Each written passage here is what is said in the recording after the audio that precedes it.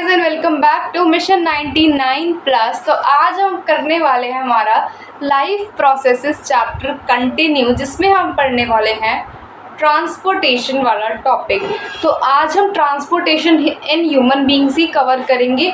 The reason being heart का जो हमारा कॉन्सेप्ट है that is very confusing to some children, so that उनको कोई कन्फ्यूजन ना रहे, इसीलिए हम आज सिर्फ ट्रांसपोर्टेशन इन ह्यूमन बींग्स ही पढ़ेंगे, ठीक है। एंड उसको अच्छे से कवर अप करेंगे, NCERT line by line cover up करके करेंगे, जैसे कि हम करते आए, जैसे कि हमारी परंपरा चल रही है, वही वाली सीरीज़ कंटिन्यू करेंगे। सबसे पहले एनसीईआरटी लाइन बाय लाइन पढ़ेंगे, उसके बाद जो मैंने नोट्स बनाए हैं हर जगह से अच्छे से छांट के कौन सी इंपॉर्टेंट लाइन है एनसीईआरटी से छांट के, सारे वेबसाइट से अच्छे से करके अच्छे से छांट के जो जो इम्पोर्टेंट लाइन है सारी उन नोट्स में है। फिर उन नोट्स से रिवाइज़ करेंगे ताकि ये ना रहे कि यार पढ़ तो लिया याद नहीं आ रहा, ताकि एक बार सब कुछ समअप हो जाए कि भाई हाँ हमने ये पढ़ चुके हैं, एकदम ऐसे टिक मार्क हो जाए हमारी सारी की सारी टू डू लिस्ट पर, ठीक है। तो कर लेते हैं continue transportation topic, transportation in human beings. Let's go.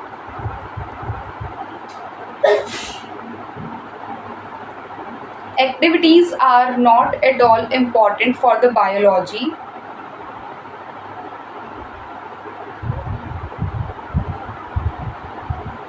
जो इम्पोर्टेंट लाइन होगी वो भी आपको एक्सप्लेन कर दी जाएगी, एंड जो नहीं होगी वो आपसे वो हटवा दी जाएगी, भाई ये नहीं आने वाला है मत पढ़ो इसको, ये आपको बता दिया जाएगा पहले, ठीक है। सबसे पहले हमने प्रीवियस सेक्शन में ये पढ़ लिया है कि जो हमारा ब्लड है वो फूड को ट्रांसपोर्ट करता है, ऑक्सीजन को ट्रांसपोर्ट करता है एंड वेस्ट मटेरियल्स को भी ट्रांसपोर्ट करता है इन आवर बॉडीज़। ब्लड का काम क्या है? सब कुछ ट्रांसपोर्ट करना, ऑक्सीजन को ट्रांसपोर्ट करना, खाने को ट्रांसपोर्ट करना एंड वेस्ट मटेरियल्स को ट्रांसपोर्ट करना। ऑक्सीजन को ट्रांसपोर्ट क्यों करता है? क्योंकि जो हमारा ऑक्सीजन होता है वो लेस सॉल्यूबल इन वाटर होता है, तो वो हीमोग्लोबिन के साथ मिक्स होगी हमारी बॉडी में ट्रांसपोर्ट हो जाता है। लेकिन जो हमारी कार्बन डाइऑक्साइड होती है वो वाटर सॉल्यूबल होती है, तो वो ऐसे ही घूम जाती है हमारी बॉडी में, ठीक है। ये हो गई रेस्पिरेशन वाली बात। अब खाने के न्यूट्रिएंट्स ट्रांसपोर्ट होते हैं ताकि हमारे हर ऑर्गन तक वो पहुंच पाए, सारे के सारे न्यूट्रिएंट्स, एंड हमारी बॉडी ग्रो कर पाए, डेवलप कर पाए and all that stuff, okay. अब वेस्ट मटेरियल को भी ट्रांसपोर्ट करते हैं ताकि वो जो सारा का सारा वेस्ट मटेरियल है वो हर ऑर्गन से आए एंड इवेंचुअली वो सिक्रीट आउट हो जाए, ठीक है। In class 9 we have learned about blood being a fluid connective tissue। अब ये लाइन बहुत ज़्यादा यूज़फुल है भाई, ये आ सकता है कि ब्लड कैसी टिश्यू है, तो blood is a fluid connective tissue, ठीक है। Blood consists of a fluid medium called plasma. अब ब्लड के अंदर एक फ्लूइड मीडियम होती है, एक फ्लूइड होता है, fluid is liquid, fluid is basically a liquid. अब ब्लड के अंदर एक लिक्विड होता है जिसको हम कहते हैं plasma, in which cells are suspended, जिसमें सेल्स नहीं होते हैं। Plasma transports food, carbon dioxide and nitrogenous waste in dissolved form. अब प्लाज्मा का रोल आ गया इसमें। प्लाज्मा क्या करता है? खाने को ट्रांसपोर्ट करता है, कार्बन डाइऑक्साइड को ट्रांसपोर्ट करता है एंड वेस्ट मटेरियल को ट्रांसपोर्ट करता है। हीमोग्लोबिन ऑक्सीजन को ट्रांसपोर्ट करेगा और प्लाज्मा जो है वो हमारा कार्बन डाइऑक्साइड को ट्रांसपोर्ट करेगा, इतना समझ लिया। आगे, oxygen is carried by the red blood corpuscles या फिर रेड ब्लड सेल्स जो कि हीमोग्लोबिन में प्रेजेंट होती है, ये बता दिया आपको। Many of the substances like salts are also transported by the blood. Salt भी हमारा ब्लड से ही ट्रांसपोर्ट होता है। We thus need a pumping organ to push the blood around the body. अब हमें एक पंपिंग ऑर्गन की ज़रूरत है जो हमारे ब्लड को है वो पूरी बॉडी में घुमा पाए, ऑफ कोर्स, क्योंकि वो अच्छे से हर बॉडी पार्ट तक ले जा पाए, क्योंकि ब्लड सब कुछ कर रहा है ना, हमारे खाने को पहुंचा भी रहा है, ऑक्सीजन को पहुंचा रहा है, कार्बन डाइऑक्साइड को खींच रहा है कहीं ना कहीं से, एंड सब कुछ कर रहा है। तो eventually we need a pumping organ so that जो हमारा ब्लड है वो हर ऑर्गन तक पहुँच पाए, हर ऑर्गन का वेस्ट मटीरियल ले पाए और उसको हर न्यूट्रिशियस चीज़ दे पाए। तो we need a pumping organ. A network of tubes to reach all the tissues and a system of place to ensure that this network can be repaired if damaged. पढ़ते हैं. अब ऑफ कोर्स ये हमारा pumping organ जो है वो हमारा heart ही है, तो अब इसके बारे में पढ़ेंगे. ये सबसे पहले तो डायग्राम भाई कर लेना. Diagram is very important. I think इतने बड़े तो हो गए हैं कि इस डायग्राम की शॉर्ट ट्रिक नहीं चाहिए होगी, but if you guys need that just comment down. I will prepare a trick for this. आगे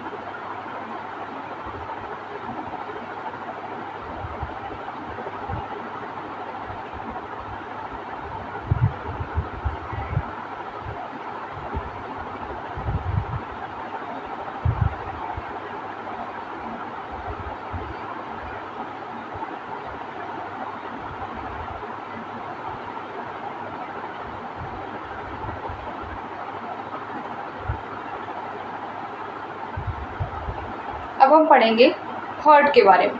अब हार्ट क्या है? हार्ट एक मस्कुलर ऑर्गन है. क्या है हार्ट? एक मस्कुलर ऑर्गन है और वो हमारी फिस्ट जितना बड़ा होता है. फिस्ट क्या होता है? मुट्ठी होती है हमारी, जिसकी जितनी बड़ी मुट्ठी उसको उतना बड़ा दिल. ठीक है. अब हार्ट क्या है? मस्कुलर ऑर्गन है और ये हमारी फिस्ट जितना बड़ा है. फिस्ट मतलब कि मुट्ठी जितना बड़ा है. Because both oxygen and carbon dioxide have to be transported by the blood. The heart has different chambers to prevent the mixing of oxygen-rich blood and carbon dioxide-rich blood. अब इसमें लाइन में क्या लिखा है कि अब जैसे कि हमें पता है कि जो हमारा ब्लड है उसको ऑक्सीजन भी ट्रांसपोर्ट कर रही है इस एक पर्टिकुलर जगह पे, और एक पर्टिकुलर जगह पे उसको कार्बन डाइऑक्साइड भी ट्रांसपोर्ट करनी है. तो जो ऑक्सीजन रिच ब्लड है और जो कार्बन डाइऑक्साइड रिच ब्लड है वो दोनों मिक्स ना हो जाए आपस में. वो दोनों आपस में मिक्स ना हो जाए, इसलिए इवेंचुअली जो हार्ट होता है उसके अंदर चैम्बर्स होते हैं. हार्ट के अंदर क्या होते हैं? चैम्बर्स होते हैं. ठीक है.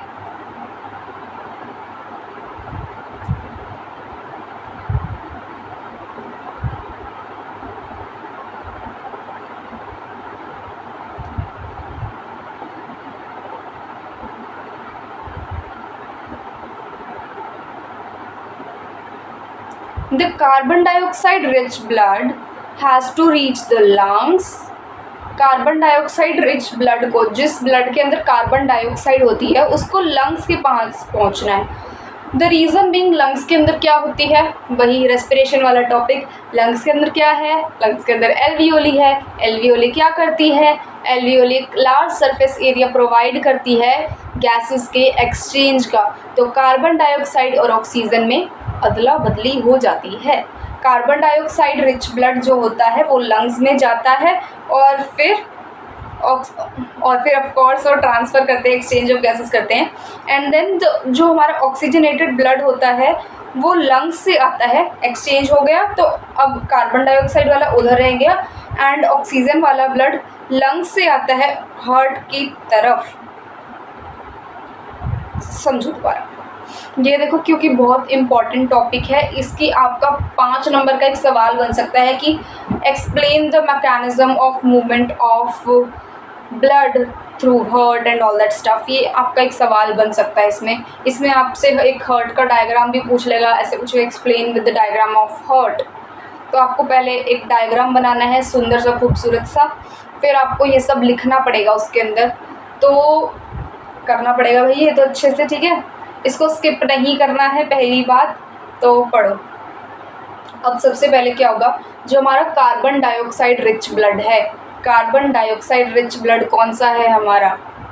कार्बन डाइऑक्साइड रिच ब्लड जो CO2 है, जिसके अंदर कार्बन डाइऑक्साइड है, जो हम एक्सहेल करते हैं गैस, वो जाएगी लंग्स के अंदर. वो जाएगी लंग्स के अंदर. और अगर अपना एग्जामिनर के ऊपर अपना इम्प्रेशन छोड़ना है ना कि भाई हाँ हमें तो सब कुछ आता है, तो ये लिखना है कि ये जो हमारा ब्लड है ये लंग्स की तरफ जाएगा, कार्बन डाइऑक्साइड रिच ब्लड. और लंग्स के अंदर है हमारी एल्वियोली. लंग्स के अंदर एल्वियोली है जो लार्ज सरफेस एरिया प्रोवाइड करती है.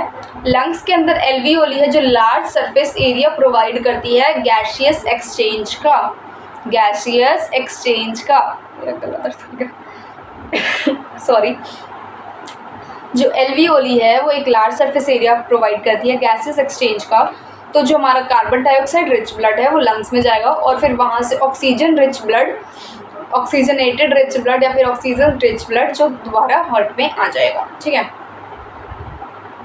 अब ये जो ऑक्सीजन रिच ब्लड है पहले हार्ट की तरफ आया, अब वो हार्ट की तरफ आया तो वो पूरी बॉडी में फिर घूम जाएगा क्योंकि हमारी पूरी बॉडी को ऑक्सीजन रिच ब्लड चाहिए। RIP टू माय गला।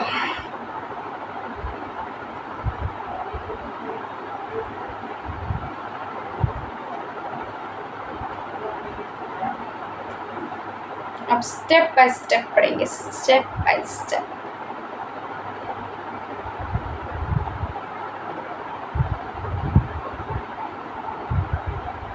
एंड ऑल्सो एक बात रह गई, ये जो हमारा कार्बन डाइऑक्साइड रिच ब्लड है ये आया कहाँ से है? जाएगा तो चलो लंग्स में जा रहा है, आ कहाँ से रहा है? आ ये हमारी पूरी बॉडी में से रहा है। हमारी जो पूरी बॉडी का कार्बन डाइऑक्साइड रिच ब्लड है वो जाएगा हार्ट में, हार्ट से कहाँ पे जाएगा? लंग्स में, लंग्स से एल्वियोली में, एल्वियोली से गैसियस एक्सचेंज, गैसियस एक्सचेंज से हार्ट में, हार्ट से बॉडी में। It is hello confusing. मेरे टाइम पे मुझे भी बहुत कंफ्यूजन थी, बट इसको धीरे धीरे अच्छे से पढ़ो, हो जाएगा। बिकॉज टफ है पर इतना भी टफ नहीं है कि छोड़ दें। ठीक है,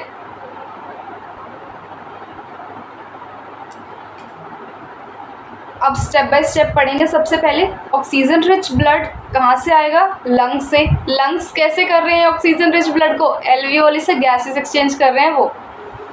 देखो, अगर तुम्हें अपना एग्जामिनर के आगे बनाना है ना इम्प्रेशन, भाई हाँ हमें तो सब आता है, नंबर ना काट पाए वो, तो ये छोटी छोटी जैसे अभी एल्वियोली वाली बात होगी, 90% ऑफ द बच्चा will not right this for sure.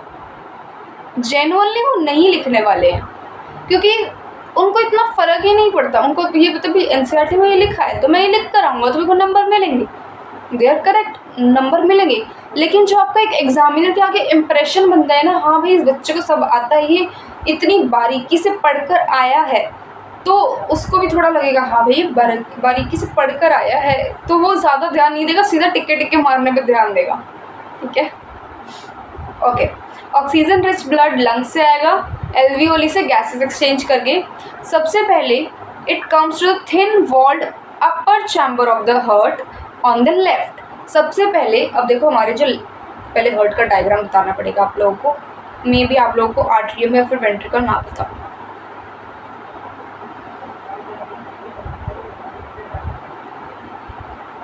हाँ जी, ये है हमारा लेफ्ट आर्टरियम, लेफ्ट वेंट्रिकल। ऊपर वाले होते हैं हमारे आर्टरियम, नीचे वाले होते हैं हमारे वेंट्रिकल्स। ठीक है, वैसे अगर मैं अपना राइट लेफ्ट देखूँ तो इधर आ रहा है मेरा लेफ्ट, तो राइट लेफ्ट इधर आ रहा है मेरा, बट NCERT ने ऐसे बनाया था एक्चुअली, लेट्स लीव दैट।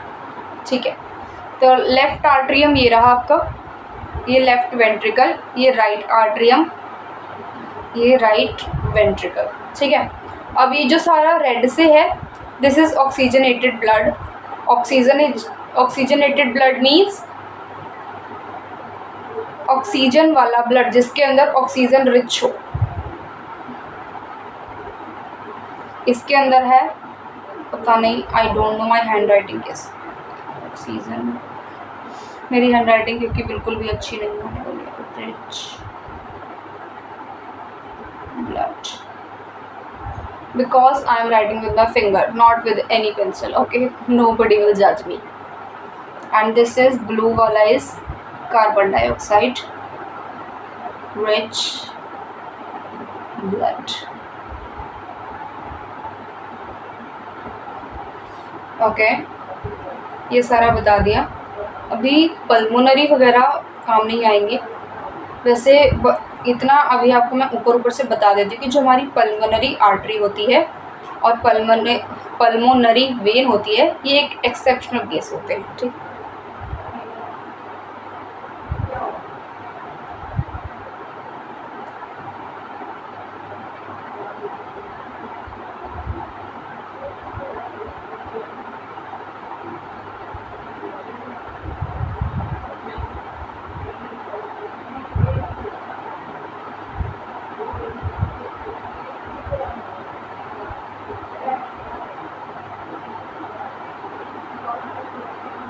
हाँ जी, सबसे पहले हमारा ऑक्सीजन रिच ब्लड जो होगा वो हमारे लेफ्ट आर्ट्रियम में जाएगा। कहाँ पर जाएगा? लेफ्ट आर्ट्रियम में जाएगा, ऊपर वाले लेफ्ट चैम्बर में जाएगा। लेफ्ट आर्ट्रियम के अंदर जब हमारा ब्लड जा रहा होगा, जब भी खून जा रहा होगा, तो वो रिलैक्स करेगा क्योंकि उसके अंदर सामान आ रहा है। जब पैसा आ रहा है तो बंदे रिलैक्स करते हैं ना, तो वो भी रिलैक्स करेगा। एग्जाम्पल समझा रहे ताकि याद रहे, ठीक है। अब उसके अंदर ब्लड आ रहा है तो आराम से रिलैक्स करेगा। एंड देन जब वो अपना लेफ्ट आर्ट्रियम ये रहा, सपोज राइट लेफ्ट देख रही है मैं तुम्हारा, ये हमारा लेफ्ट आर्ट्रियम, ये रहा हमारा लेफ्ट वेंट्रिकल। जब इसके अंदर आएगा तो ये रिलैक्स करेगा, और जब इसके अंदर से जाएगा फिर लेफ्ट वेंट्रिकल में, नीचे वाले लेफ्ट वाले पोर्शन में, ठीक है। पहले इसमें आया खून,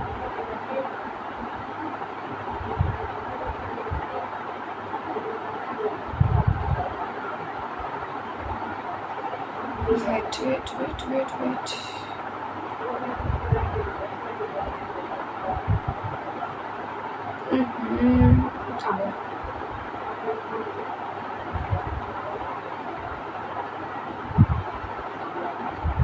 सबसे पहले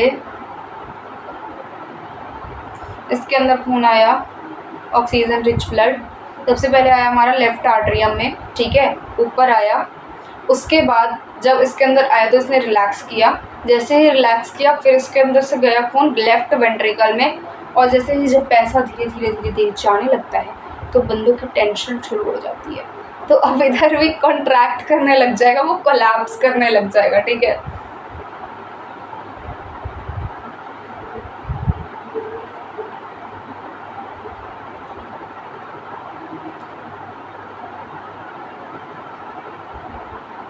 ना अब ब्लड जो है वो हमारा लेफ्ट आर्टरियम में आया तो उसने रिलैक्स किया जब वो ब्लड को कलेक्ट कर रहा था, लेकिन जैसे ही ये लेफ्ट वेंट्रिकल में हमारा खून गया तो इसने कॉन्ट्रैक्ट कर लिया, इसने कोलैप्स कर लिया, और उसके बाद जो हमारा लेफ्ट वेंट्रिकल है उसके अंदर क्योंकि अब ब्लड आ रहा तो उसने अब रिलैक्स किया, ठीक है। अब ये जो हमारा लेफ्ट वेंट्रिकल है ये कॉन्ट्रैक्ट कब करेगा? तब करेगा जब ये जो ब्लड है हमारी पूरी बॉडी में जाएगा, क्योंकि रिमेंबर जो अभी हमारा लेफ्ट आर्ट्रियम में ब्लड आया था ये हमारा ऑक्सीजनेटेड ब्लड था। ऑक्सीजनेटेड ब्लड था मतलब कि ऐसा ब्लड जिसके अंदर ऑक्सीजन हो। अब उस ब्लड के अंदर ऑक्सीजन थी तो अभी हमारी पूरी बॉडी में जाएगा, सो दैट हमारी पूरी बॉडी में ऑक्सीजन रिच ब्लड फैले। अब ये जो हमारा डीऑक्सीजनेटेड ब्लड है ये पूरी बॉडी से आएगा सॉरी, ये जो हमारा डीऑक्सीजनेटेड ब्लड है ये पूरी बॉडी से आएगा एंड ये जाएगा हमारे राइट आर्ट्रियम में। कहाँ जाएगा? राइट आर्ट्रियम में। और जब राइट आर्ट्रियम में ब्लड आ रहा होगा तो वो रिलैक्स करेगा। रिलैक्स कर लिया, अब राइट आर्ट्रियम क्या करेगा? कोलैप्स करेगा। क्या करेगा? कोलैप्स करेगा जब राइट आर्ट्रियम से ब्लड राइट वेंट्रिकल में जा रहा होगा, ठीक है। अब वो जब राइट वेंट्रिकल में जाएगा उसके बाद ये जो हमारा राइट वेंट्रिकल का ब्लड है, ऑफ कोर्स जब ब्लड राइट वेंट्रिकल के अंदर आएगा तो वो रिलैक्स करेगा, और फिर वो कॉन्ट्रैक्ट कब करेगा? जब जो हमारा राइट वेंट्रिकल का ब्लड है वो लंग्स में जाएगा ऑक्सीजनेशन के लिए। ऑक्सीजनेशन कौन करता है भाई? एल्वियोली। कौन करता है? एल्वियोली। ओह माय गॉड, कैसे पढ़ा दिया ये। चलो एक बार फटाफट सम अप करते हैं, okay. Oxygenated blood, oxygen rich blood lungs से आएगा। कहाँ से आएगा? लंग्स से आएगा, एल्वियोली से गैसेस एक्सचेंज करके। वो जाएगा हमारे लेफ्ट आर्ट्रियम में। कहाँ जाएगा? लेफ्ट आर्ट्रियम में जाएगा। लेफ्ट आर्ट्रियम के अंदर जब ब्लड आ रहा होगा तो वो रिलैक्स करेगा। रिलैक्स करने के बाद जैसे ही ब्लड हमारा लेफ्ट वेंट्रिकल में जाएगा, तो वो रिलैक्स करेगा और लेफ्ट आर्ट्रियम उसके ऊपर वाला कोलैप्स होगा, कॉन्ट्रैक्ट होगा, ठीक है। अब जैसे ही लेफ्ट वेंट्रिकल में हमारा ब्लड आया, क्योंकि वो ब्लड ऑक्सीजनेटेड था, क्योंकि वो ब्लड हमारा साफ था, तो वो जाएगा हमारी पूरी की पूरी बॉडी में। अब राइट आर्ट्रियम में कहाँ से ब्लड आ रहा है? राइट आर्ट्रियम में ब्लड आ रहा है हमारा डीऑक्सीजनेटेड ब्लड आ रहा है। कहाँ से आ रहा है? पूरी की पूरी बॉडी से, गंदा ब्लड आ रहा है, गंदा नहीं वैसे कार्बन डाइऑक्साइड रिच ब्लड होगा वो, बट स्टिल तुम लोगों को याद दिलाने के लिए, ठीक है। अब वो आएगा हमारी पूरी बॉडी से आएगा कार्बन डाइऑक्साइड रिच ब्लड हमारे राइट आर्टरियम में। जब उसके अंदर ब्लड आ रहा होगा तो वो रिलैक्स करेगा, ठीक है। जैसे ही ब्लड आ गया, मतलब अब जैसे ही ब्लड राइट वेंट्रिकल में जाने लगेगा तो वो कोलैप्स करेगा, कॉन्ट्रैक्ट करेगा, और जैसे ही फिर राइट वेंट्रिकल में ब्लड आएगा तो वो रिलैक्स करेगा। अब राइट वेंट्रिकल से ब्लड कहाँ पे जाएगा? लंग्स में जाएगा वापस। कहाँ पे जाएगा? लंग्स में जाएगा। लंग्स के पास इसलिए जाएगा क्योंकि उधर ऑक्सीजनेशन होने वाली है। एल्वियोली क्योंकि एक सरफेस एरिया प्रोवाइड करती है हमारे गैसियस एक्सचेंज के लिए। वेरी गुड, समझ लिया। आगे बढ़ते हैं।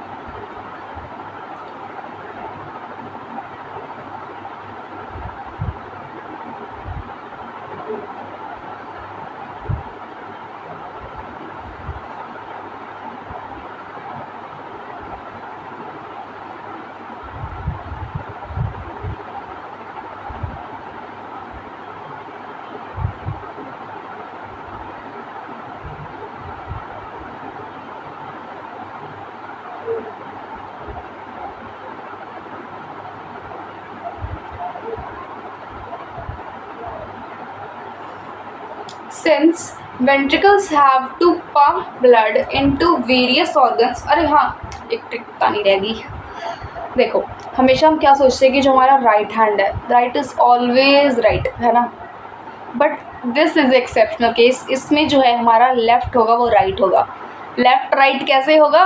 लेफ़्ट जो होगा उसके अंदर हमारा साफ ब्लड आ रहा है, लेफ़्ट के अंदर हमारा साफ ब्लड आ रहा है, ऑक्सीजन रिच ब्लड आ रहा है। तो इस केस में, ताकि आप लोग जस्ट कंफ्यूज ना हो जाए कि ऑक्सीजनेटेड कहाँ पे आ रहा है, डीऑक्सीजनेटेड कहाँ पे आ रहा है, हर केस में देखो पता है right is always right, but in this case left is right. Left के अंदर ऑक्सीजनेटेड ब्लड आ रहा है, लेफ़्ट के अंदर ऑक्सीजन रिच ब्लड आ रहा है। आगे।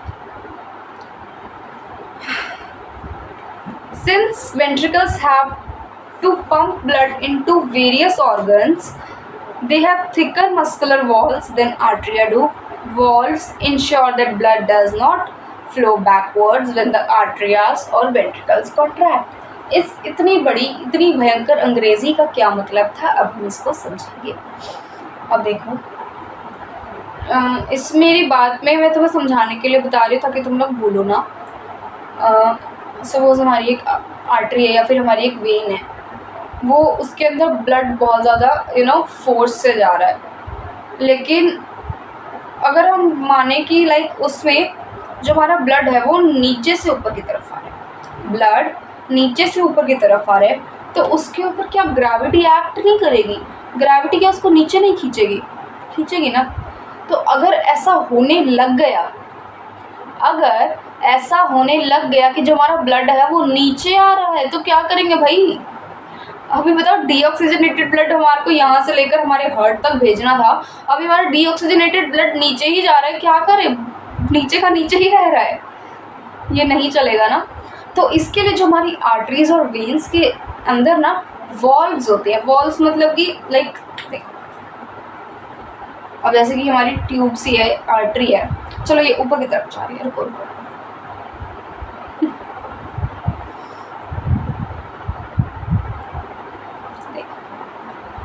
ये हमारी ऐसे जा रही है, ऐसे, ठीक है।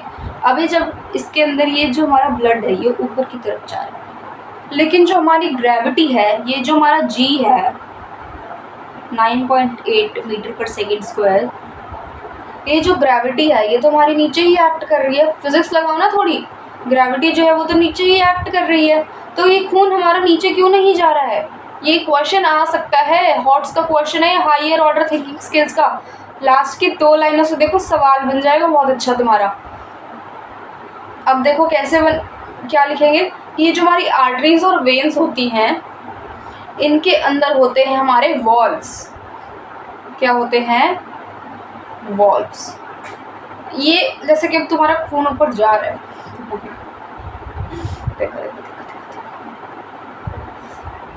देखो इस बात को ना हल्के में बिल्कुल मत लेना, पहली बात। मजाक से पढ़ा रही हूँ ताकि याद रहे, ठीक है। इस बात को हल्के में नहीं लेना है, क्योंकि अगर उनका मन किया ना टॉपर्स और ऐसे ही बच्चों को, एवरेज बच्चों को क्लासीफाई करना हो ना, ये वाला सवाल दे देंगे, फिर बोलोगे भाई ये क्या फिजिक्स के अंदर बायो मिला दी, क्या कर क्या रहे हो तुम लोग। आंसर इसका बायोलॉजी वाला ही है, आंसर बायोलॉजी वाला ही है। ये देखो खून इसके अंदर जा रहा है ऐसे, अब जैसे ही खून इसके अंदर से गया, सपोज हमारा खून यहाँ पे है, ठीक है, अब खून पहले यहाँ पे था तो ये यहाँ से खुला रहेगा, तो ये सारी की सारी वॉल्स तब तक बंद रहेंगी, सारी की सारी वॉल्स तब तक बंद रहेंगी। अब जैसे ही हमारा जो खून है, ये अगर हमारा खून लेट से यहाँ पर पहुँच गया, ठीक है, तो ये जो हमारी ये वाली वॉल्व होगी ये बंद हो जाएगी, ये ऐसे कोलैप्स हो जाएगी। अब मेरा लैपटॉप की स्क्रीन, ये ऐसे कोलैप्स हो जाएगा, ठीक है। अब इसका एक एग्जांपल, एक पाइप ले लो, पाइप को जब तुम लोग ऐसे दबा देते हो तो वो ऐसे पिचक जाती है, यहाँ से खुलती है, यहाँ से खुलती है, इधर उल्टा होगा, इधर वहाँ पे खुली रहेगी, हर जगह से बंद हो जाएगी। समझ आया? दोबारा समझाते रहो और अच्छे से समझाते हैं। Patience patience.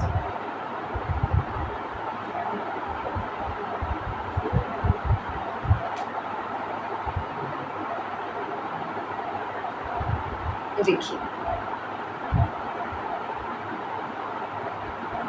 ये रही हमारी एक आर्टरी या फिर वेन, ठीक है, इसके अंदर ब्लड हमारा जा रहा है ऐसे, कैसे, ऐसे।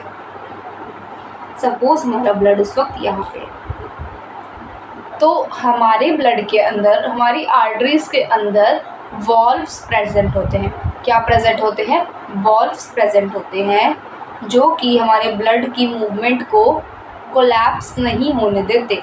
अब वॉल्व्स क्या इंश्योर करते हैं कि जो हमारा ब्लड का फ्लो है वो बैकवर्ड ना हो, जो हमारा ब्लड का फ्लो है वो बैकवर्ड ना हो, या फिर जब हमारी आर्टरिया या फिर वेंट्रिकल कॉन्ट्रैक्ट कर रही हो, जब वो कोलैप्स कर रही है, तो ऐसे ना हो कि हमारा ब्लड नीचे चला जाए, नीचे नहीं चाहिए ऊपर चाहिए। तो हमारे ब्लड के अंदर वॉल्व्स होती हैं। अब ऐसा सवाल आएगा कि explain why the blood does not flow with gravity, ये आएगा।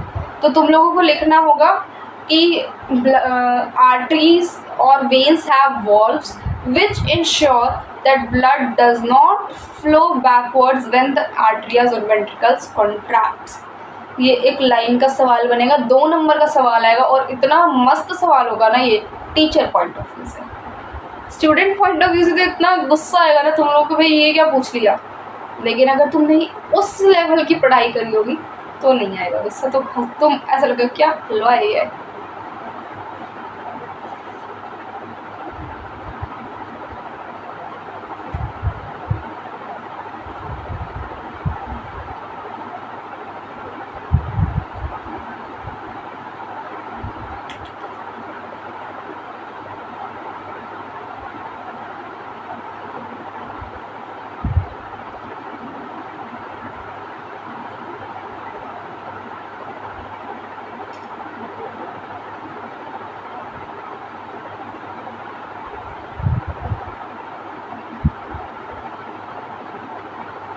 हाँ जी, अब जब ऑक्सीजन हमारे ब्लड के अंदर, oxygen enters the blood in the lungs, अब जब लंग्स के अंदर एंटर करता है हमारा ऑक्सीजन रिच ब्लड, तो क्या होता है?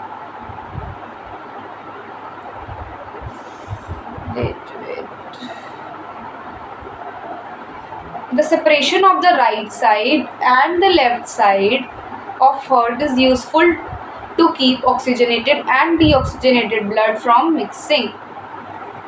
अब ये जो हमारा सेपरेशन होता है राइट साइड और लेफ्ट साइड का ब्लड के अंदर, ये क्या इंश्योर करता है कि जो हमारा कार्बन डाइऑक्साइड ब्लड है और जो हमारा डीऑक्सीजनेटेड ब्लड है, कार्बन डाइऑक्साइड और ऑक्सीजनेटेड ब्लड है, ये दोनों आपस में मिक्स ना हो जाए, इसलिए हमारे राइट और लेफ्ट वाले सेपरेट होते हैं, ठीक है।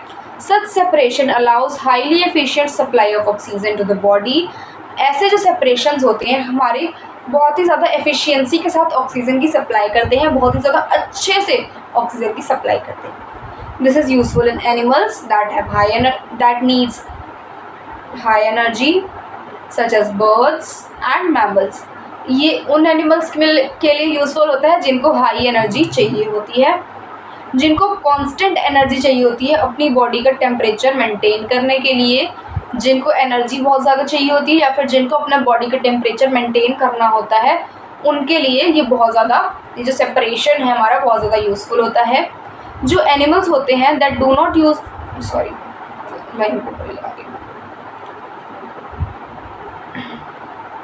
in animals that do not use energy for this purpose, the body temperature depends on the temperature of the environment। कुछ ऐसे एनिमल्स होते हैं जिनको इसलिए एनर्जी नहीं चाहिए होती कि वो अपने बॉडी का टेम्परेचर कांस्टेंट रख पाए, क्योंकि उनका टेम्परेचर एनवायरनमेंट के टेम्परेचर के हिसाब से ही चलता है। Such animals like amphibians or many reptiles have 3 chambered hearts। उनके पास 3 chambered heart होता है। एम्फीबियंस या फिर रेप्टाइल्स के पास 3 chambered heart होता है। ये 1 नंबर में सवाल आ सकता है, इसको याद रखिए।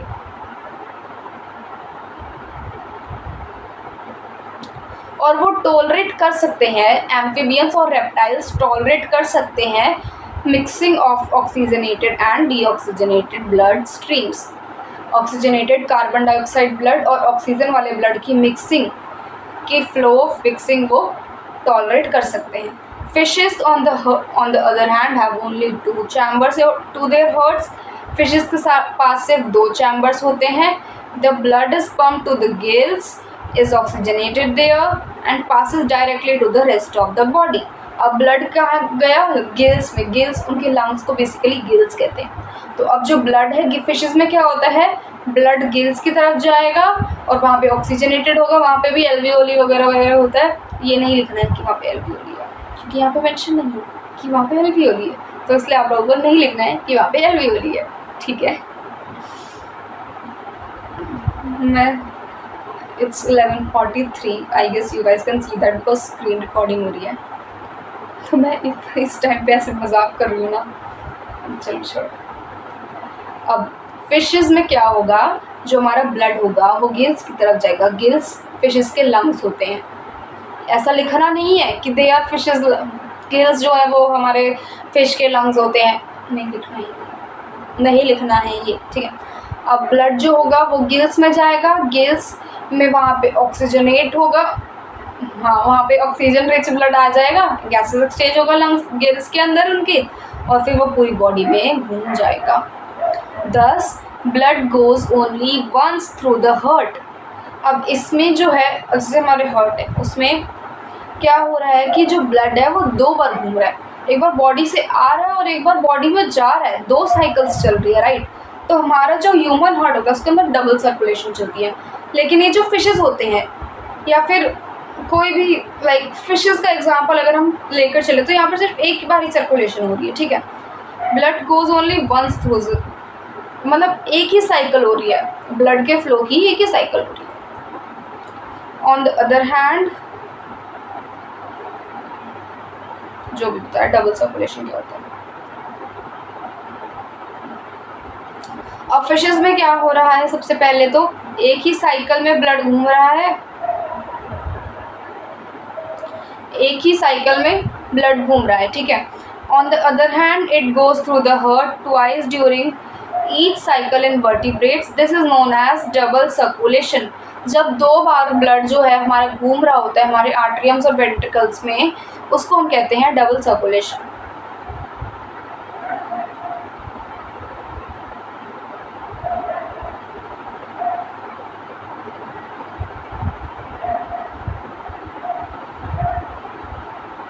अब आर्टरीज और वेन्स के बारे में पढ़ेंगे।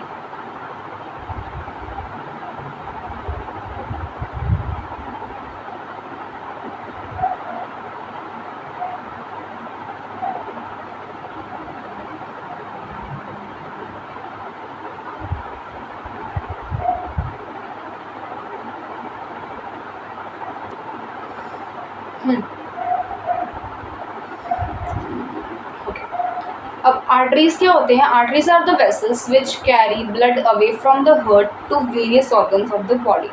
आर्टरीज क्या करते हैं? ब्लड को हार्ट से दूर हर बॉडी पार्ट में लेकर जाते हैं। हर बॉडी पार्ट में अगर एक हमारी एक नस है, जो हिंदी में समझा रही हूँ, अगर ये एक जो हमारी नस है वो हमारे हार्ट से पूरी बॉडी में जो है वो है हमारा ना ब्लड पहुँचा रही है, तो वो कौन सा ब्लड पहुँचा रही होगी, कार्बन डाइऑक्साइड वाला या ऑक्सीजन वाला? ऑक्सीजन वाला पहुँचा रही होगी ना। तो जो हमारा आर्टरीज होती हैं वो ऑक्सीजन रिच ब्लड कैरी करती हैं। कौन सा ब्लड कैरी करती हैं? Oxygen rich blood. आगे, since the blood emerges from the heart under high pressure. अब जैसे हमें पता है कि हमारा जो ब्लड है वो हाई प्रेशर से घूम रहा है, ऐसा तो है नहीं कि ब्लड कछुए की चाल चल रहा है, ऐसा नहीं है। क्योंकि अगर ऐसा होता तो ऑफकोर्स इधर लाइफ पॉसिबल नहीं होती। ब्लड फटाफट हाई प्रेशर से घूमे जा रहे हैं। अभी भी कितनी बार पता नहीं सर्कुलेशन हो भी गया होगा, हमें पता भी नहीं लगता, क्योंकि जो ब्लड है हमारा वो हाई प्रेशर से घूमता है। इसलिए जो हमारी आर्टरीज हैं वो थिक होती हैं, उनकी इलास्टिक वॉल्स होती हैं। अब वेन्स का क्या काम है? वेन्स जो होती है वो ब्लड कलेक्ट करते हैं डिफरेंट ऑर्गन से और फिर हार्ट को दे देते हैं उस ब्लड को। अब वेन्स पूरी बॉडी से ब्लड ले रही है और हार्ट को दे रही है। दैट मीन्स जो हमारी वेन्स है वो हमारे पास डीऑक्सीजनेटेड ब्लड कैरी कर रही है। Arteries carry oxygenated, veins carry D oxygenated blood या फिर कार्बन डाइऑक्साइड रिच ब्लड। ठीक है। They do not need thick walls.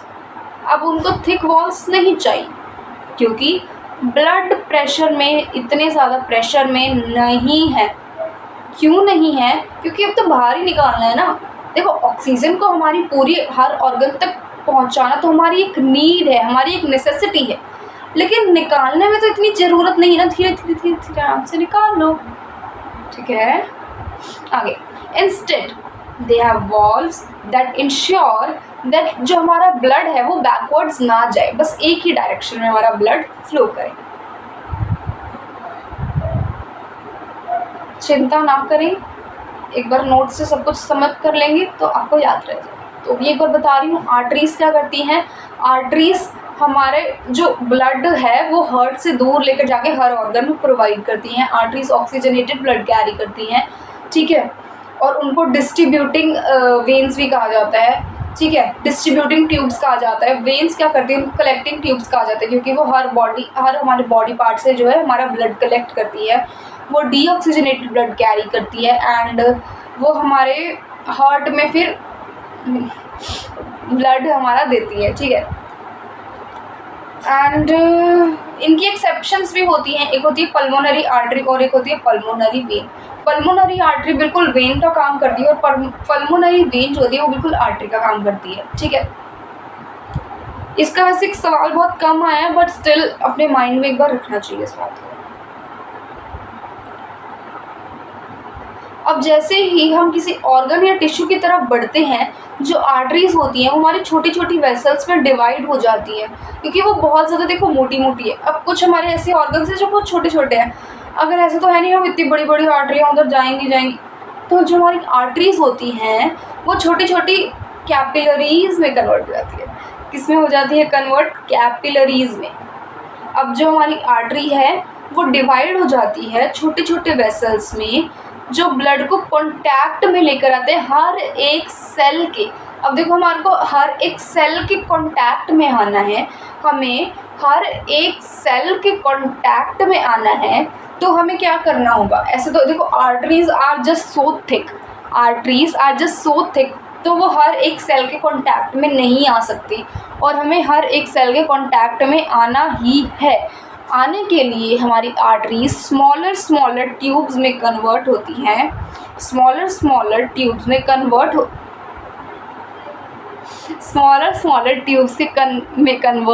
हैं। स्मॉलर वेसल्स में कन्वर्ट होती है, जो हमारे जिनको हम कैपिलरीज कहते हैं। सबसे छोटी वेसल को हम हमारी कैपिलरी कहते हैं, और ये जो हमारी छोटी छोटी सी वेसल्स होती हैं ये हमारे हर सेल के कॉन्टैक्ट में होती हैं। ये वीडियो लेंदी होने वाली है, 40 मिनट तो अभी ही हो गए हैं। अभी पता नहीं एडिट करेगा कितना निकलेगा, but still I guess 38 minutes तो होंगे। एक्सचेंज ऑफ मटेरियल, हाँ, कैपिलरीज तो पढ़ लिया। Exchange of material between the blood and the surrounding cells takes place across this thin wall। अब जो हमारे मटेरियल का एक्सचेंज है between the blood and surrounding इस थिन वॉल के अक्रॉस होता है। The capillaries then join together to form a vein that convey blood away from the organ or tissue। अब ये जो हमारी कैपिलरीज क्या होती हैं, ये लोग कलेक्ट करके एक वेन बना लेती हैं जो हमारे ब्लड को ऑर्गन या फिर टिश्यू से दूर लेकर जाता है। मेरा गला बिल्कुल बैठ चुका है।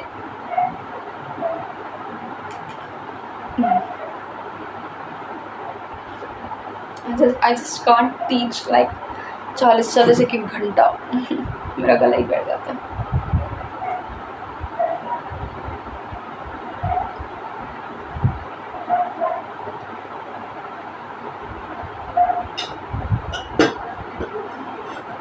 हाँ जी, अब पढ़ेंगे maintenance by platelets.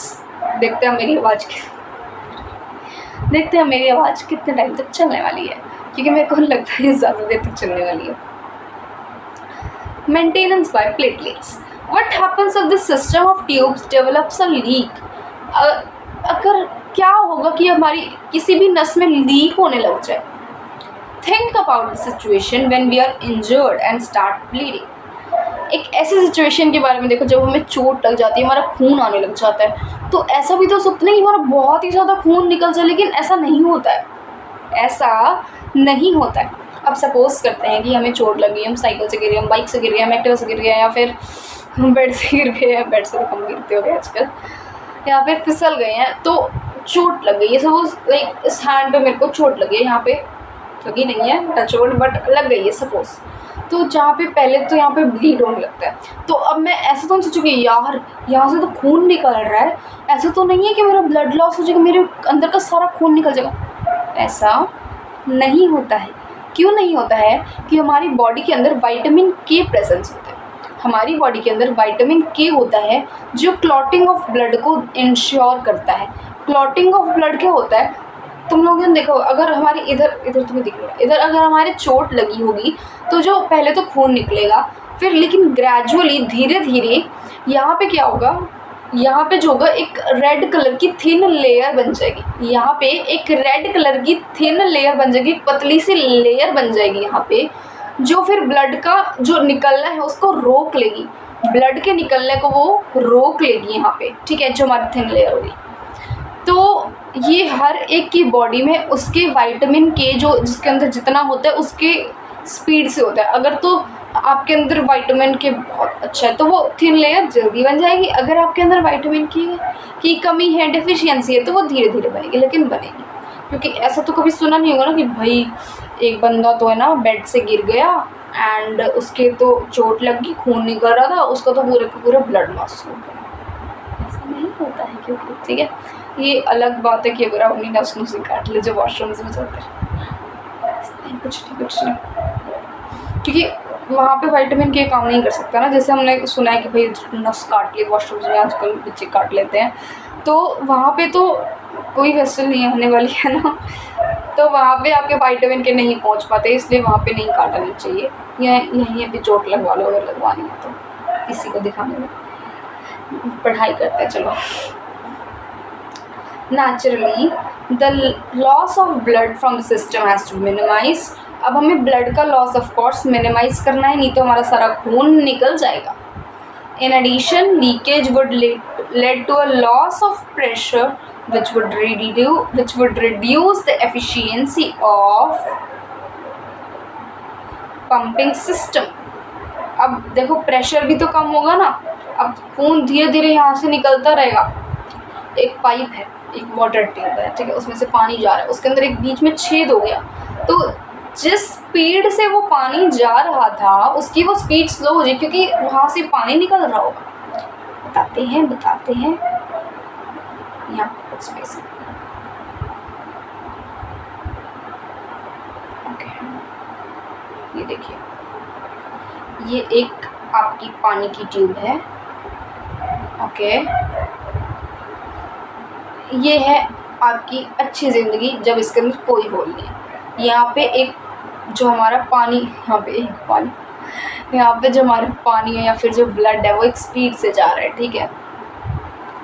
Let's say वो जो स्पीड है हमारी, अगर कोई पढ़ाकू सा बच्चा है 9th उसको आती है तो उसको पता होगा इस यू का मतलब क्या है, जो कि अभी मैं नहीं बताने वाली हूँ। हैंडराइटिंग अच्छी है,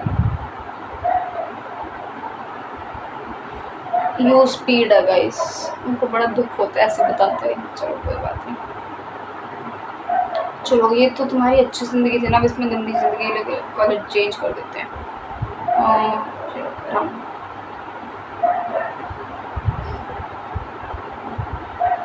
अब ये है ख़राब ज़िंदगी। इस ख़राब ज़िंदगी में क्या हुआ है तुम्हारे साथ? इधर हो गया है होल, ठीक है। अब जब यहाँ से इसी स्पीड से पानी जाएगा,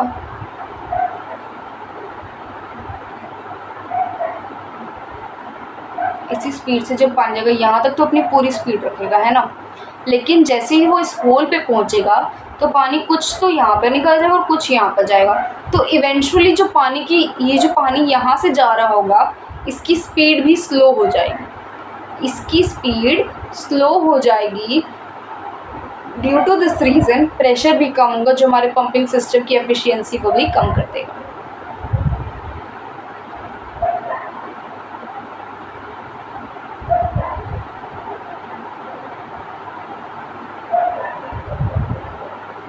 अब हमारी इस सिचुएशन को रिड्यूस करने के लिए जो हमारा ब्लड है उसके पास प्लेटलेट सेल्स होती हैं। ब्लड के पास क्या होती हैं? प्लेटलेट सेल्स होती हैं जो ब्लड के अराउंड, बॉडी के अराउंड सर्कुलेट करती हैं और ब्लड की क्लॉटिंग में हेल्प करती है इंजरी के पॉइंट्स पे। सीधा सीधा क्या लिखना है? प्लेटलेट्स जो है हमारा क्लॉटिंग ऑफ ब्लड में काम करती हैं। इतनी बड़ी बकवास नहीं लिख रही क्योंकि इसका 1-2 नंबर का ही सवाल है। ऐसे भी अगर 2 नंबर का भी आ गया तो उस 2 नंबर का मुश्किल आएगा गाइस, 1 का ही आएगा। लास्ट टॉपिक लिम्फ पढ़ेंगे, उसके बाद नोट से रिवाइज करेंगे and then tata bye bye करेंगे, ठीक है। लिम्फ जो है वो एक हमारा अनदर इम्पॉर्टेंट फ्लूइड है हमारे ट्रांसपोर्टेशन के लिए, जो हमारा नेसेसरी है, ठीक है। ये इसको हम लिम्फ कहते हैं। लिम्फ जो है हमारे ट्रांसपोर्टेशन में यूज होता है। Through the pores present in the walls of capillaries some amount of plasma, proteins and blood cells escape into intercellular spaces in the tissues to form tissue fluid or lymph। बहुत ज़्यादा भारी अंग्रेजी है, धीरे धीरे तोड़ तोड़ के पढ़ेंगे। Through the pores present in the walls of capillaries, हमारी कैपिलरीज क्या होती हैं? छोटी छोटी ब्लड वेसल्स होती हैं, छोटी छोटी आर्टरीज होती हैं। जब हमारी कैपिलरी के अंदर जो पोर्स होते हैं उनके कुछ अमाउंट में जो प्लाज्मा है, प्रोटीन है, ब्लड सेल्स हैं, वो इंटरसेल्यूलर स्पेसेस, मतलब कुछ कुछ स्पेस होते हैं, बाहर के स्पेस होते हैं, उसके अंदर चले जाते हैं और एक टिश्यू को फॉर्म करते हैं। हमारी कैपिलरीज, एक कैपिलरी है, एक ट्यूब है हमारी, ठीक है। जो हमारी ट्यूब है उसके अंदर के जो पोर्स हैं, उसके अंदर जो प्रोटीन है या फिर जो ब्लड सेल है, जो प्लाज्मा है, वो बाहर जाके, बाहर के जो सेल के स्पेस है वहाँ पर जाके एक फ्लूइड को बनाते हैं जिसको हम कहते हैं लिम्फ, ठीक है। It is similar to plasma of blood, ये ब्लड के प्लाज्मा सिमिलर है लेकिन ये कलरलेस होता है और इसके अंदर प्रोटीन कम अमाउंट में होता है। ये लिम्फेटिक कैपिलरीज के अंदर ड्रेन करता है, लिम्फेटिक कैपिलरीज को छोड़ता है, उसके अंदर ड्रेन करते निचोड़ता है। फ्रॉम द इंटरसेल्यूलर स्पेस, जो बाहर के स्पेसेस होते हैं, बाहर की सेल के जो स्पेसेस होते हैं वहाँ से ये ड्रेन करता है और ये लार्ज लिम्फ वेसल को जॉइन करता है लार्जर वेन्स से। Lymph carries digested and absorbed fat, lymph जो है वो डाइजेस्टेड और अब्जॉर्ब्ड फैट रखता है इंटेस्टाइन से और ये ज़्यादा फ्लूइड को ड्रेन कर देता है from extra cellular space back into the blood. Lymph से बहुत कम सवाल आए हैं तो इट इज़ इम्पॉर्टेंट तो नहीं कहेंगे बट इट इज़, या पढ़ सकते हो अगर समझ ना आ रहा हो तो, ठीक है। लीव इट ऑल्सो, ठीक है। अब लिम्फ पढ़ लिया है, अब हम नोट से रिवाइज करेंगे कि हमने आज क्या क्या पढ़ा है, उसको फटाफट समअप करेंगे क्योंकि वीडियो एक्चुअली कुछ ज़्यादा ही लेंदी हो चुकी है। फटाफट समअप करते हैं। चलिए हाँ जी गाइस, तो नोट से फटाफट समअप करते हैं। सबसे पहले तो पढ़ेंगे हमारे सर्कुलेटरी सिस्टम में होता क्या क्या है हमारे सर्कुलेटरी सिस्टम में, और अब फटाफट पढ़ेंगे, ठीक है, मजाक नहीं करेंगे। सर्कुलेटरी सिस्टम में क्या क्या होता है। सर्कुलेटरी सिस्टम में एक हमारा हार्ट होता है, हमारी ब्लड वेसल्स होती हैं, और हमारा सर्कुलेटरी एक मीडियम होता है जिनको हम कहते हैं blood and lymph, arteries and veins, और हमारा हार्ट। हार्ट सबसे ज़्यादा इम्पॉर्टेंट है। हार्ट से क्वेश्चन आने के सवाल की प्रोबेबिलिटी बहुत ज़्यादा है।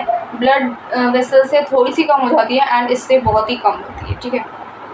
अब सबसे पहले ब्लड की सर्कुलेशन हम समझ लेते हैं।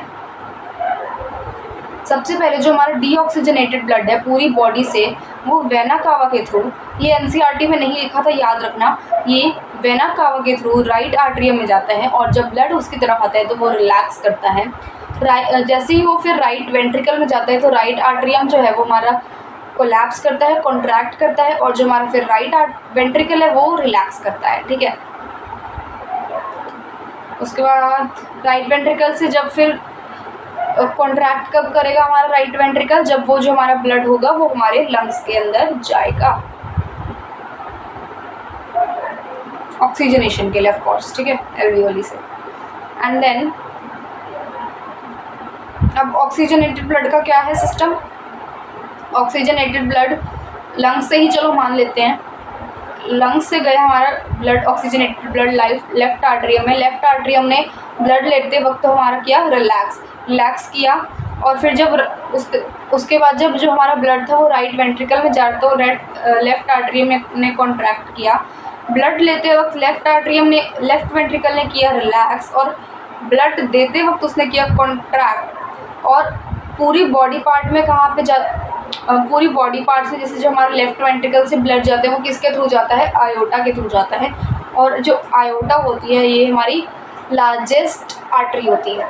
क्या होती है, लार्जेस्ट आर्टरी होती है। ये कहीं भी एनसीईआरटी में नहीं लिखा था, बस इनके नाम मेंशन है लेकिन बताया कहीं भी नहीं है, ठीक है, तो ये लिख सकते हैं आप अच्छा इंप्रेशन के लिए, ऑफ कोर्स।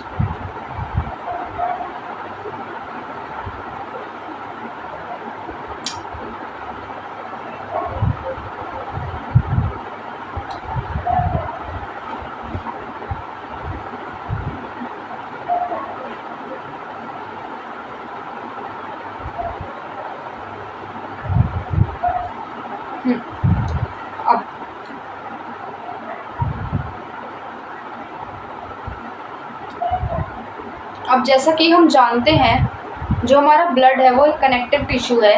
इसके अंदर एक फ्लूइड होता है जिसको हम कहते हैं प्लाज्मा, जिसमें सेल्स नहीं होते हैं। प्लाज्मा के अंदर सेल्स नहीं होते हैं। ब्लड के अंदर ऑक्सीजन होता है और बहुत सारे सब्सटेंसेस होते हैं जैसे कि सॉल्ट, और वो हर मतलब बॉडी पार्ट में ट्रांसपोर्ट होती हैं ब्लड के थ्रू, जो सारे सब्सटेंसेस होते हैं। प्लाज्मा का काम क्या होता है, प्लाज्मा फूड को ट्रांसपोर्ट करता है, कार्बन डाइऑक्साइड को ट्रांसपोर्ट करता है, और नाइट्रोजनस वेस्ट को ट्रांसपोर्ट करता है डिसॉल्व फॉर्म में। और वहीं हीमोग्लोबिन का काम क्या होता है, हीमोग्लोबिन का काम होता है ऑक्सीजन को ट्रांसपोर्ट करना, क्योंकि जो ऑक्सीजन है वो वाटर के अंदर अच्छे से सॉल्यूबल नहीं हो पाता है। अब हार्ट के बारे में पढ़ेंगे दोबारा, स्टेप्स ऑफ ब्लड फ्लो। इसमें जैसे कि मैंने आपको अभी फ्लो चार्ट के थ्रू बताया था, इसमें पूरी अंग्रेजी के थ्रू लिखा हुआ है, ठीक है।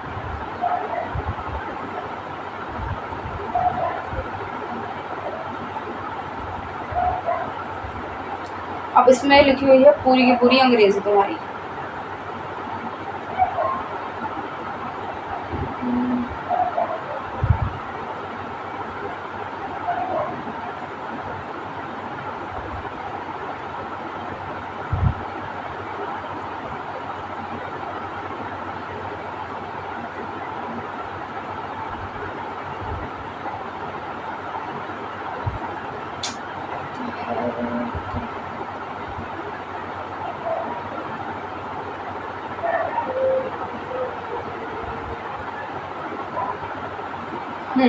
अब स्टेप्स ऑफ ब्लड फ्लो पढ़ते हैं। सबसे पहले ऑक्सीजन रिच ब्लड लंग्स से आएगा और लेफ्ट आर्टरियम में जाएगा पल्मोनरी वेन के थ्रू। अब ये भी नहीं लिखा था, सिर्फ डायग्राम में लिखा हुआ था। जैसा कि मैंने आपको बताया था कि जो पल्मोनरी आर्टरी होती है और ये जो पल्मोनरी वेन होती है, ये दोनों एक्सेप्शनल केसेस होती हैं अपने अपने ब्रांचेस की तरफ से। तो अब ऑक्सीजन रिच ब्लड कहाँ से आता है? पल्मोनरी वेन से आता है, और जो लेफ्ट आर्ट्रियम होता है वो रिलैक्स करता है जब वो ब्लड को कलेक्ट करता है। अब जब लेफ्ट आर्ट्रियम से जो ब्लड होता है वो लेफ्ट वेंट्रिकल की तरफ होता है जाता है, तो लेफ्ट आर्ट्रियम रिलैक्स कॉन्ट्रैक्ट करता है और लेफ्ट वेंट्रिकल रिलैक्स करता है। और ये लेफ्ट आर्ट्रियम और लेफ्ट वेंट्रिकल के बीच की वॉल को क्या कहते हैं? बायस्क्यूपिड वॉल। बायस्क्यूपिड वॉल एनसीईआरटी में नहीं लिखा है, अगर लिखोगे तो इंप्रेशन बनेगा, नहीं लिखोगे तो भी कुछ नहीं जाएगा। अब लेफ्ट वेंट्रिकल से जब ब्लड होगा वो हमारी पूरी की पूरी बॉडी में जाएगा, क्योंकि वो ऑक्सीजनेटेड ब्लड है, ठीक है। और वो किससे जाएगा? आयोटा से जाएगा। आयोटा क्या होती है? हमारी लार्जेस्ट आर्टरी होती है, सबसे बड़ी आर्टरी होती है। अब डीऑक्सीजनेटेड ब्लड होगा वो हमारी पूरी बॉडी से आएगा और वो हमारे राइट आर्टरियम में जाएगा। जब राइट आर्टरियम उसको कलेक्ट कर रहा होगा तो वो रिलैक्स करेगा, और जैसे ही वो राइट आर्टरियम ब्लड जो होगा वो हमारे लेफ्ट वेंट्रिकल को देगा तो वो कॉन्ट्रैक्ट करेगा और राइट वेंट्रिकल ब्लड लेते वक्त रिलैक्स करेगा, और वो अपनी लार्जेस्ट वेन के थ्रू जो है हमारा ब्लड पहुंचता है उसको हम क्या कहते हैं? Vena cava. क्या कहते हैं? Vena cava. एज द ये बता दिया। अब राइट आर्ट्रियम और राइट वेंट्रिकल के वॉल्व को बीच को क्या कहते हैं? Tricuspid valve. क्या कहते हैं? Tricuspid valve. ये it pumps into the blood for oxygenation through pulmonary arteries in the lungs. This blood become oxygenated and return to the pulmonary vein. अब देखो ये बात हमें पता लगेगी कि पल्मोनरी आर्टरी और पल्मोनरी वेन का भी इसमें रोल लिखा है, लेकिन अगर आप नहीं लिखोगे तो आपको कुछ नहीं जाएगा। कन्फ्यूज़न मत पालो, गलत लिखोगे तो नंबर कटेंगे। अगर इनका नाम तुम नहीं लिखोगे तो भी तुम्हारा कुछ नहीं जाएगा, क्योंकि एनसीईआरटी में नहीं लिखा है। लेकिन अगर आपको अपना इंप्रेशन अच्छा चाहिए तो I will provide you all this of course notes in the community section. आप लोग देख सकते हैं वहाँ पे कम्युनिटी सेक्शन में आपके सारे के सारे नोट्स प्रोवाइडेड होंगे। अगर अभी मैं आपको ये इसलिए नहीं बता रही क्योंकि मेरा लेक्चर हर तरह का बच्चा देख रहा होगा। अगर अब मैं उसको पल्मोनरी आर्टरी और पल्मोनरी वेन के बारे में बताने लग जाऊँगी वो बहुत ज़्यादा कन्फ्यूज हो जाएगा, वीडियो छोड़ के भाग जाएगा, समझ नहीं आएगा, तो उसका कोई फ़ायदा नहीं होने वाला है, उसके लिए बिल्कुल भी बेनिफिशियल नहीं होगा। अगर मैंने आपको इतना हिंट दे दिया कि वो एक्सेप्शनल होते हैं। जो पल्मोनरी आर्टरी होता है वो वेन की तरह काम करता है, और जो पल्मोनरी वेन होती है वो आर्टरी की तरह काम करती है, ठीक है। आगे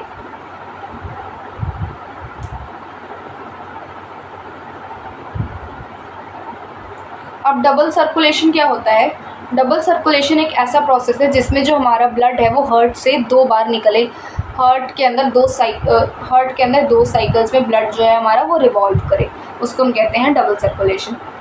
पहली सर्कुलेशन कब होती है? जब हमारा ब्लड पूरी बॉडी पार्ट से आता है, डीऑक्सीजनेटेड ब्लड आता है और फिर वो लंग्स के तरफ जाता है ऑक्सीजनेशन के लिए। और हमारी सेकंड सर्कुलेशन कौन सी होती है? सेकंड सर्कुलेशन में क्या होता है? जो हमारा ब्लड है, जो हमारा ऑक्सीजनेटेड ब्लड है वो लंग्स से लेकर हार्ट तक जाता है और फिर पूरी बॉडी में ट्रांसपोर्ट हो जाता है, ठीक है। अब एम्फीबियंस और रेप्टाइल्स में क्या होता है? उनके पास 3 चैम्बर्ड हार्ट होता है और वो ऑक्सीजनेटेड और डीऑक्सीजनेटेड ब्लड का मूवमेंट जो होता है उसको मिक्सिंग जो होती है उनके ब्लड के फ्लो की उसको टॉलरेट कर पाते हैं। और फिशेज़ में क्या होता है? उनके पास सिर्फ 2 चैम्बर्स होते हैं उनके हार्ट में, और जो ब्लड होता है वो गिल की तरफ जाते हैं, वहाँ पे ऑक्सीजनेट होता है और फिर ब्लड जो होता है ऑक्सीजनेट होता है वहाँ पे, और फिर दोबारा से वो हार्ट में जाता है और हार्ट के बाद उनकी पूरी बॉडी में चला जाता है, ठीक है। ये मैंने ऐड नहीं किया था, आप लोग ऐड कर लेना जब अपने नोट्स ले रही होगे तो, ठीक है।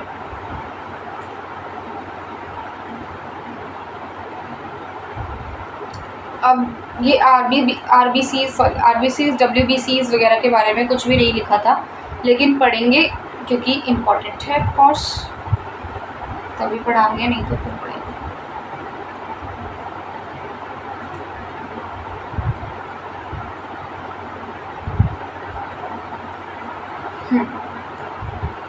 अब ब्लड क्या है हमारा? ब्लड जो है हमारा एक फ्लूइड कनेक्टिव टिश्यू है, ठीक है। इसके 2 पार्ट हैं, एक है सॉलिड कंपोनेंट ब्लड कॉर्पसल्स और एक है लिक्विड कंपोनेंट प्लाज्मा, ठीक है। अब ये सॉलिड कंपोनेंट है, इसके 3 पार्ट हैं, आरबीसीज, WBCs और ब्लड प्लेटलेट्स। इतना सबको पता होता है, इतना दिमाग है, ठीक है। अब आरबीसीज क्या होते हैं? ये कैरीज रिस्पेक्टिव गैसेस जैसे कि ऑक्सीजन और कार्बन डाइऑक्साइड को ये कैरी करते हैं। प्लेटलेट्स क्या होते हैं? ब्लड क्लोटिंग में हेल्प करते हैं, अभी जो पढ़ा था एक पूरा पैराग्राफ था, ठीक है। अब WBCs क्या होते हैं? Provide body defence bye engulfing germ cells and producing antibodies। ये एक मतलब एक सिक्योरिटी गार्ड की तरह एक्ट करते हैं जो हमारे WBCs होते हैं, ये बॉडी डिफेंस प्रोवाइड करते हैं। सवाल बहुत कम आया है लेकिन पढ़ लेते हैं। अब RBCs contains haemoglobin impart red colour to blood. लिखा हुआ आई डोंट। अब प्लाज्मा क्या होता है? प्लाज्मा एक येलो कलर का फ्लूइड होता है जिसके अंदर 90% जो होता है वो पानी होता है, 10% ऑर्गेनिक सब्सटेंस होते हैं। ये मत पढ़ना, ये कोई काम नहीं करेगा, ठीक है।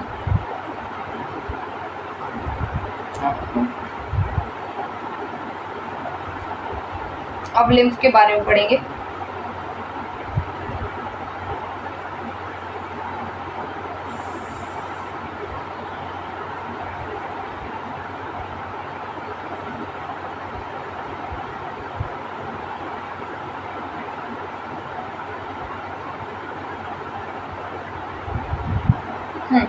लिम्फ क्या होता है कि येलोइश लिक्विड होता है जो ब्लड कैपिलरीज या फिर लिम्फेटिक कैपिलरीज में से निकलता है, इंटरसेल्यूलर स्पेसेस में जाता है लार्ज लिम्फ वेसल्स बनाने के लिए।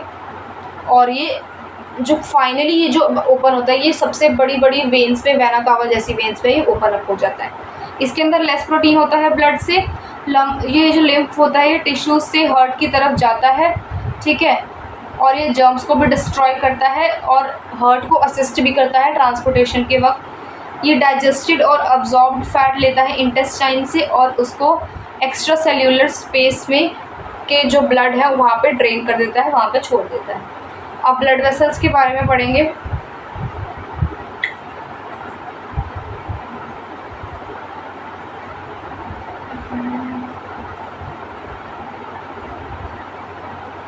ब्लड वेसल्स जो है वो हमारे दो टाइप में डिस्ट्रीब्यूटेड है। दो टाइप में ये डिस्ट्रीब्यूटेड है। सबसे पहले है आर्टरी, सेकंड है हमारा वेन्स। आर्टरी क्या होते हैं? आर्टरी ऑक्सीजनेटेड ब्लड कैरी करते हैं, ये हार्ट से लेकर बॉडी की तरफ जाते हैं एक्सेप्ट पल्मोनरी आर्टरी, एक्सेप्शन है पल्मोनरी आर्टरी। वेन क्या होता है? वेन जो होती है हमारी डीऑक्सीजनेटेड ब्लड कैरी करती हैं, बॉडी पार्ट से हार्ट तक इसका फ्लो करती हैं, और एक्सेप्ट पल्मोनरी वेन। जो पल्मोनरी वेन होती है वो आर्टरी की तरह एक्ट करती है और जो पल्मोनरी आर्टरी होती है वो वेन की तरह एक्ट करती है। This is also called distributing vessel. Distributing vessel कहते हैं क्योंकि हर जगह डिस्ट्रीब्यूट कर रही है। एंड वेन को जो हम बोलते हैं वो बोलते हैं हम कलेक्टिंग वेसल, क्योंकि ये ब्लड को पूरी बॉडी में से कलेक्ट करती है। ये थिक एंड इलास्टिक होती है, ये थिन एंड लेस इलास्टिक होती है, ठीक है।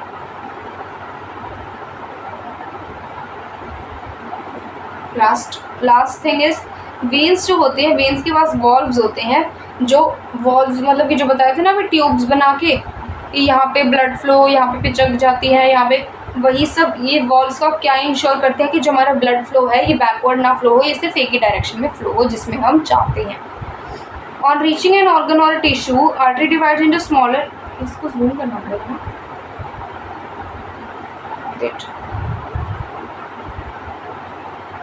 देख ही नहीं रहा होगा तुमको अपने में।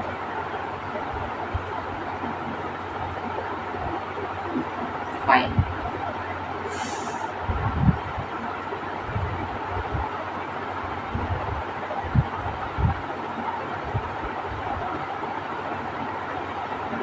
ऑन रीचिंग एन ऑर्गन और टिश्यू, आर्टरी जो होती है वो स्मॉलर वेसल्स में डिवाइड हो जाती है, ठीक है। इंडिविजुअल सेल से कांटेक्ट में आने के लिए, इंडिविजुअल सेल के कांटेक्ट में आने के लिए वो डिवाइड हो जाती है, क्योंकि जो आर्टरीज होती हैं वो वैसे बहुत बड़ी होती हैं, वो हर एक सेल के कांटेक्ट में नहीं आती है क्योंकि वो थिक होती हैं काफ़ी ज़्यादा।